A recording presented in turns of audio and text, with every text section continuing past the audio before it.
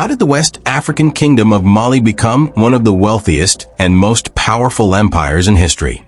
Today, we dive into the rise of Mali and its legendary ruler, Mansa Musa, the richest man to ever walk the earth.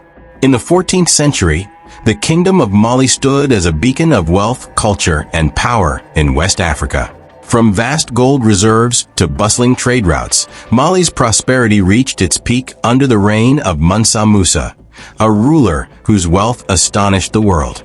Join us as we explore how Mansa Musa led Mali to greatness and left a lasting legacy that echoed across continents.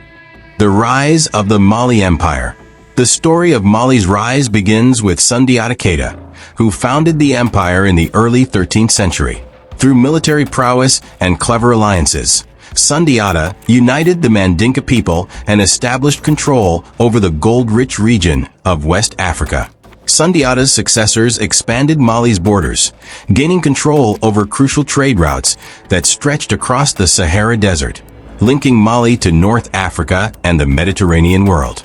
By the time Mansa Musa came to power in 1312, Mali was already one of the largest and wealthiest empires in Africa. Mansa Musa's reign and unmatched wealth. Mansa Musa inherited a prosperous kingdom, but under his leadership, Mali reached new heights. His empire boasted vast reserves of gold, so much that it said Mali accounted for nearly half of the world's gold supply during this period.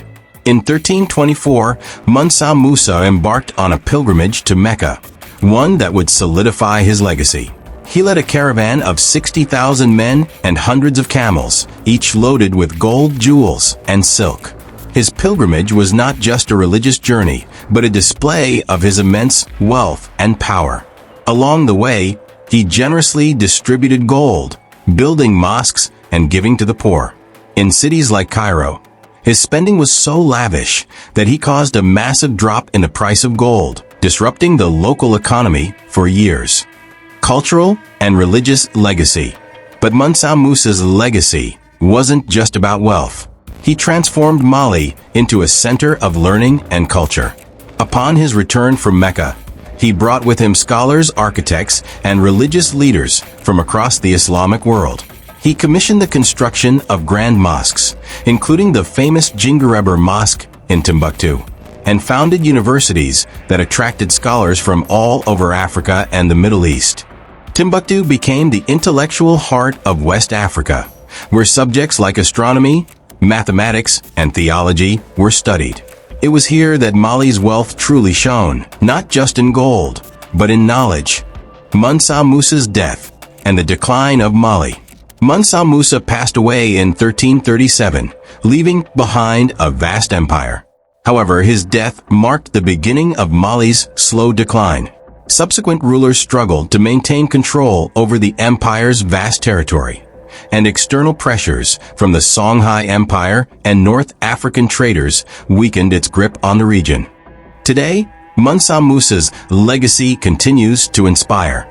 His reign not only elevated Mali to global prominence, but also showcased the richness of African civilization. His empire's contributions to trade, culture, and education remain a testament to the ingenuity and power of West Africa. Mansa Musa, the richest man in history, whose kingdom changed the world. What's more impressive, his wealth or his legacy of learning? Let us know your thoughts in the comments below, and subscribe for more deep dives into Africa's incredible history.